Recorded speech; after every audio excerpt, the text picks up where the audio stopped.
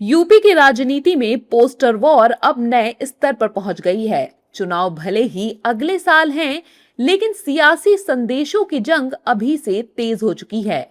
Samajwadi party के राष्ट्रीय अध्यक्ष अखिलेश यादव आज अपना 53वां जन्मदिन मना रहे हैं। इस मौके पर सपा कार्यकर्ताओं ने वाराणसी में उनका एक और पोस्टर लगाया है, जिसमें उन्हें भगवान राम के स्वरूप में दिखाया गया है। हाथ में धनुष है और पोस्टर पर लिखा है, राम मंदिर में जो चोरी करेगा अखिलेश का धनुष उसे धराशायी करेगा। पीडीए के महानायक। ये पोस्टर लहुरा बीर से कचहरी मार्ग तक कई जगह लगाए गए हैं। इस बैनर के संदेश के माध्यम से यह संदेश देना है कि माननीय अखिलेश यादव जी ने यह तीर धनुष उठाया है। जिस तरीके से तुम्हारे चोरी को उजागर किया है, उस तरीके से तुम जिसको बचाने का काम कर रहे हो, उसे भी अपने धनुष और बाण से धराशायी करने का काम करेंगे।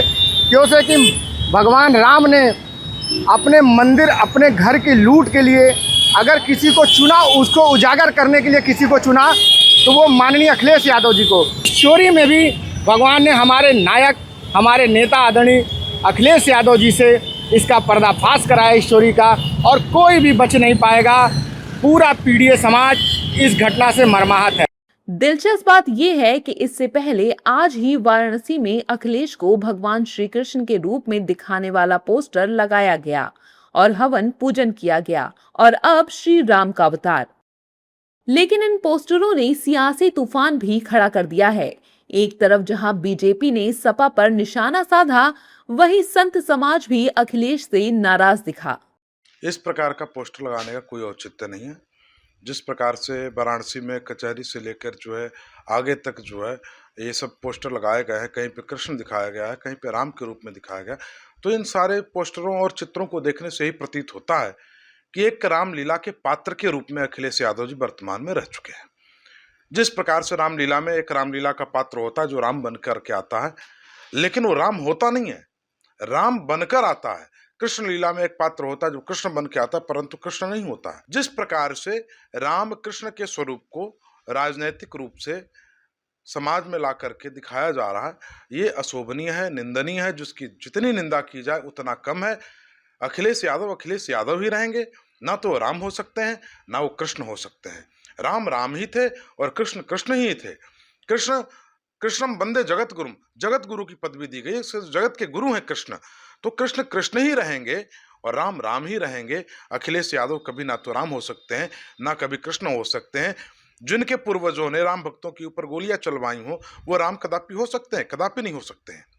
उधर सपा नेताओं का बचाव भी सामने आया। एसटी हसन ने कहा कि अखिलेश यादव भगवान राम और श्री कृष्ण दोनों के भक्त हैं। अखिलेश यादव जी एक बहुत अच्छे हिंदू मजहब के मानने वाले इंसान हैं, और वो रामचंद्र जी के भी भक्त हैं और श्री कृष्ण के भी भक्त हैं।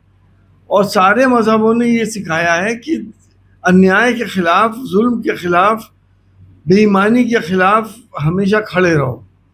अखिलेश यादव जी सिर्फ वाहिद नेता हिंदुस्तान के ऐसे हैं जो जुल्म के खिलाफ और अन्याय के खिलाफ, और जो लोग धोखे कर रहे हैं उनके खिलाफ खड़े हैं। साफ है कि समाजवादी पार्टी राम मंदिर, पीडीए और धार्मिक प्रतीकों के जरिए 27 से पहले अपना राजनीतिक नैरेटिव गढ़ने की कोशिश कर रही है। अब बड़ा सवाल यही है कि क्या भगवान राम और श्री कृष्ण की प्रतीकात्मक छवि अखिलेश को राजनीतिक बढ़त दिलाएगी? क्या इन पोस्टरों के जरिए सपा 2017 से सत्ता से दूर अपने सूखे को खत्म कर पाएगी, या फिर ये पोस्टर बीजेपी को समाजवादी पार्टी पर और ज्यादा आक्रामक होने का मौका देंगे? देखना दिलचस्प होगा ये पोस्टर उत्तर प्रदेश के लोगों के दिलों में कितना असर छोड़ते हैं, क्योंकि कुर्सी का फैसला पोस्टरों से नहीं, जनता के वोट से होता है।